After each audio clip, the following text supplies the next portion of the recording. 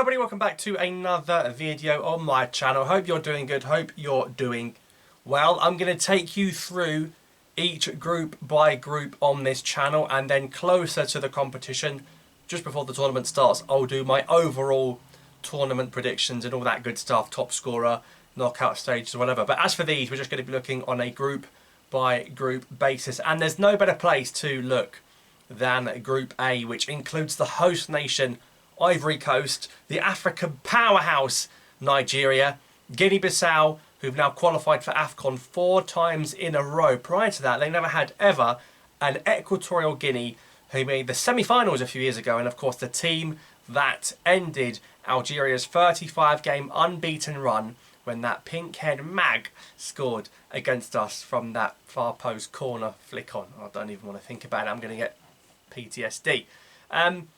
So Group A, now you'd expect when there's a group with a host nation that they will essentially walk it. Like, they will be fine, they will come top, they'll have the home fans, the home facilities. Of course, they'll know the pitches and the stadiums better than any other side. And that is a big advantage that Ivory Coast will have in this competition. Of course, Cameroon last time out couldn't go all the way, but they did come third and win the bronze medal at AFCON 2021. But I actually think that Nigeria are going to win the group, and I think Ivory Coast are going to come second. I do not think the hosts Ivory Coast are going to win their group. It's a bold call, it's a ballsy call, but I think Nigeria, despite being in pot 2, remember Ivory Coast are only in pot 1 because they are the hosts. They're not actually in the FIFA ranking, they wouldn't have been. I think Nigeria win the group. Nigeria's attack is so damn good. Even if the midfield and defence isn't all that compared to other teams, the attack is so good. I genuinely think Nigeria could outscore anyone in any game. They have to make the most of the front men. They have to play two up top. Look, I mean, Osimhen alone is ridiculous. Arguably the best attacker in the tournament on his day. And you look at all the options you can have with him. You can play Awonye, you can play Moffi, you can play Boniface. You know, you've got Iwobi behind them. Look, and there's way more. There's way more. I'm not going to name all of them. Lookman, right? They might even get Nathan Teller. That alone is a scary prospect, but they've got to get the balance right. Got to get the balance right. But I think they will. And they kicking off against Equatorial Guinea, Nigeria, which they'll win. I think they will get something against Ivory Coast. They might even beat Ivory Coast. And then in the last game, they'll beat Guinea-Bissau. Because Nigeria and Guinea-Bissau seem to play each other every single week. It's a better love story than Twilight. But it's always Nigeria, Guinea-Bissau, and I think Nigeria will have their number. Now, I know they lost to them not long ago. They're not going to lose at AFCON. No way. So, Nigeria to win the group because the sheer attacking force they have in their ranks. After the group, who knows? Knockout football is different because if you can't keep it tight at the back, you can be out in a one-off game. But in the groups phase, where you've got 3 matches and can even go through as a third place, Nigeria's attack will blitz everyone. Ivory Coast, of course, for sure, as the host nation, are going to be coming second. They might even come second on like goal difference. I'm not going to say it's going to be completely blown away, but like I said, with the attack being that good for Nigeria, they'll probably score more goals than Ivory Coast. I know they've got some good players, Ivory Coast, Haller, Zaha, but Bamba perhaps doesn't really compete with the options Nigeria have. Ivory Coast at home, probably unbeaten as well. They might even get 7 points both, but Nigeria score more goals. Guinea-Bissau in the opener is going to be an incredible atmosphere. I think Ivory Coast beat Guinea-Bissau in the opener.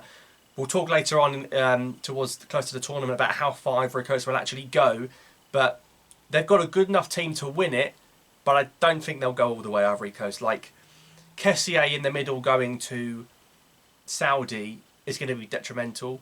I think that Zaha leaving Crystal Palace and going to Turkey is going to be detrimental. I think Haller, with everything he's been through and coming back from cancer, is really inspirational and would be a big thing for Haller to have gone from that. And I really like Haller from when he was at West Ham, even though it didn't work out and he was French at the time. For him to come back from cancer and then win AFCON at home would be an unbelievable fairy tale. And it might even happen, but I think the chances are slim of that one. But like I said, a few players going to Turkey, going to the Middle East, might rock him a little bit. Sangare at Forest is a positive. He's got to adapt quickly to the Premier League, new club, and then straight back to the AFCON. So, Nigeria top, Ivory Coast second, and then Guinea-Bissau, Equatorial Guinea. I think a win, one win, might be all it takes to go through in third. Because if 2 teams come third without winning a game, then you might see 3 points enough to take someone through to the knockout stage. I do think 3 points will be enough. So when Equatorial Guinea play Guinea-Bissau on January 18, match day 2, a competitive match day, very competitive, they probably go into that game both on 0 points because Equatorial Guinea will and Guinea-Bissau will lose opening games because they've got to play Nigeria and Ivory Coast. So game 2, Equatorial Guinea, Guinea-Bissau, the Guinea derby, the Guinea double-barrel derby, that's what it's going to come down to. If they draw to each other, they're both going to go out. If that game finishes 0-0, 1-1, 2-2, there is no way Guinea-Bissau or Equatorial Guinea are going to advance because they're going to go into the last game, one playing the host and Nigeria playing Guinea-Bissau. Ivory Coast and Nigeria will, I think, win those games again. So at best, they'll both finish with a point. So if they want to go through, they have to target this fixture. And I think for either side to get into the last 16 will be a great achievement. I think Guinea-Bissau have got much better players than in recent tournaments, playing at much better levels. You've got the likes of Moreto Kasami. Remember that goal from a few years ago from Piketty? Goal at a tournament, the one against Cameroon. Incredible solo goal. They've got good technical ability.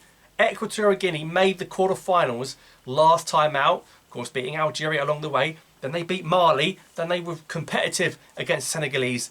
Not this time, surely. I mean, on paper, Guinea-Bissau have the better team. I cannot see, because Equatorial Guinea got a lot of luck last time getting to the quarters, and I think they should admit it.